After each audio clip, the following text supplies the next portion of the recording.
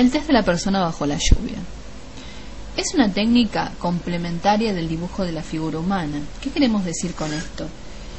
Que no es adecuado ni confiable tomarla por sí sola. Por ejemplo, que alguien tomara una batería en la casa, el árbol, no tomara a la persona y tomara a la persona bajo la lluvia, o tomara a la persona bajo la lluvia, un Bender y algún otro test, porque no sería correcto. ¿Por qué?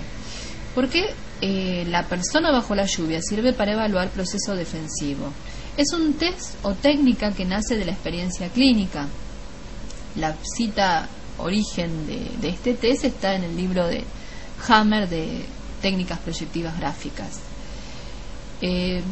¿Por qué no puede administrarse solo? Porque en realidad yo tengo que confrontar el dibujo de la figura humana con el de la persona bajo la lluvia y ver en qué cambia y en qué no cambia.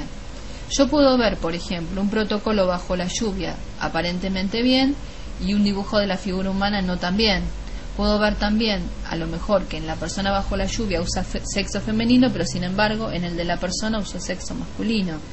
O sea, hay varios elementos que no podríamos considerar. Básicamente, tomándolo en su normativa, tenemos que ver que cuando yo pido a continuación del dibujo de la figura humana una persona bajo la lluvia, yo lo que tengo que ver si este dibujo empeora o no la calidad de dibujo de figura humana hecho en el test del dibujo de la figura humana. Si mantiene, por ejemplo, hay muchas variables de observación, por ejemplo, mantiene el mismo sexo. Sabemos que el sexo en general tiene que ser acorde a la persona que grafica. Si la persona es de sexo masculino, el dibujo de la persona debería ser de sexo masculino, y obviamente el dibujo de la figura bajo la lluvia, persona bajo la lluvia, también debería serlo. Muchas veces esto no se da. A veces tenemos un dibujo del DFH de tamaño pequeño y una persona bajo la lluvia de tamaño grande, o viceversa. Todo esto, por supuesto, es interpretable. ¿Qué nos va a permitir, qué nos aporta de diferencial? Nos permite ver, por un lado, la estructura más profunda. Esto es, si aquello que vemos en el dibujo de la figura humana, que como hemos comentado, tiene que ver con aspectos más ligados a lo consciente, preconsciente y a la situación vital de la persona, si esto que vemos, esto que nos muestra, es consistente o estable a lo que está mucho más profundo de este aparente. Por eso, cuando el dibujo conserva la misma calidad formal, podemos estar seguros que aquello que estamos evaluando tiene cierta confiabilidad.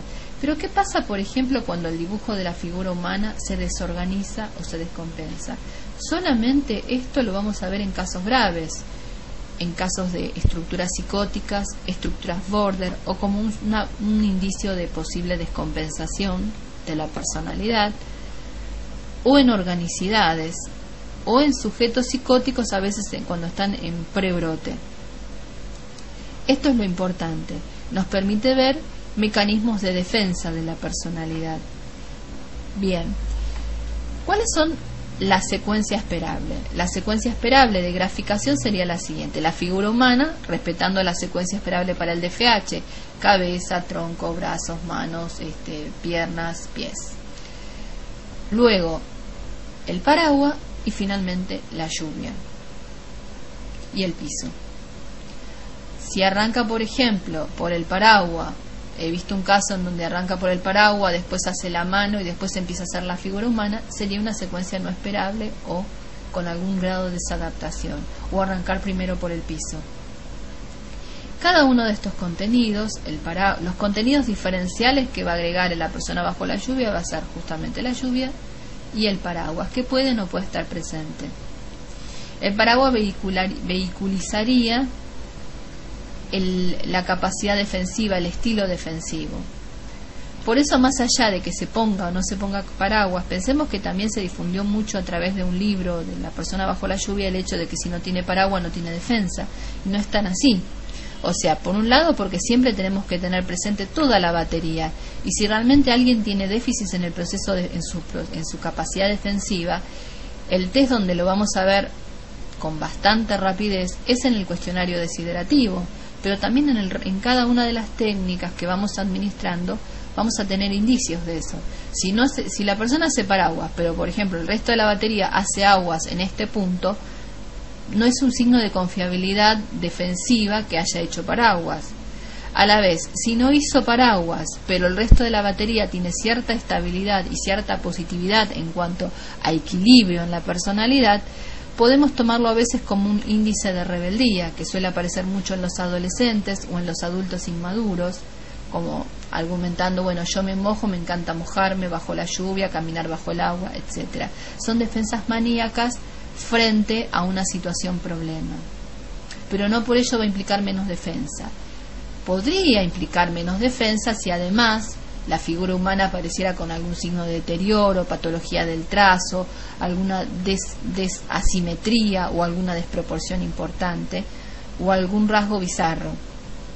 Y además en el resto de la batería aparecieran también respuestas negativas. Bien, hablemos un poquito de los contenidos. Los contenidos fundamentales, dijimos, es la presencia, obviamente la figura humana, la presencia de la lluvia y el paraguas. La lluvia vehiculizaría el elemento estresor. Podemos decir también entonces que a través de la modalidad de la lluvia podemos ver cómo la persona registra y toma en cuenta las presiones ambientales, los estreses ambientales y las situaciones de obstáculo. Por eso tenemos módulos para cada variable. Como nosotros nos gusta trabajar siempre a través de variables de observación.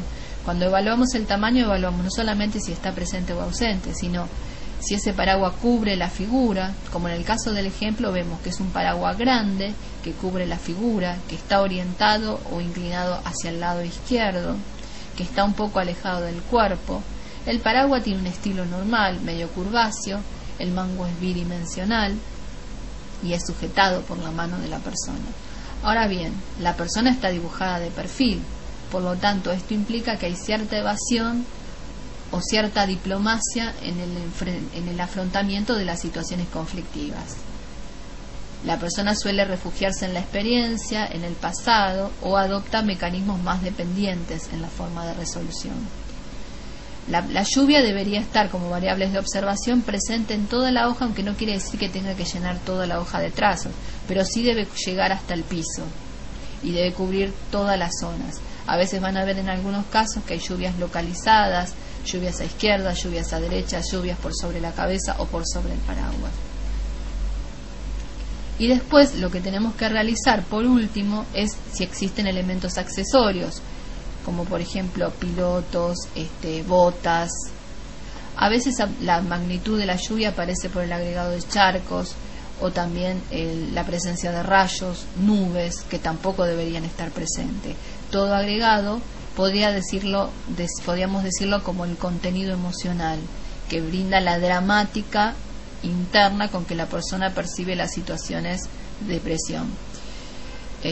Bien. Y por último nos queda, siempre que una vez que terminamos de hacer el análisis formal, hacer el análisis comparativo. Para eso tomamos todo lo que sabemos del dibujo de la figura humana, lo aplicamos a la figura humana bajo la lluvia, que generalmente suelen repetirse bastante los patrones, pero vemos en qué cambia y en qué no cambia. Cambia en el trazo, cambia en la proporción, cambia en la identidad psicosexual, cambian los tamaños. Cada cambio de esos tiene que ver con algún aspecto. Por ejemplo, en el tamaño vemos si el tamaño es mucho mayor en la figura bajo la lluvia, podría ser una defensa de tipo compensatorio. Quiere decir que ante las situaciones de presión la persona puede a veces actuar demasiado agresiva o expansivamente.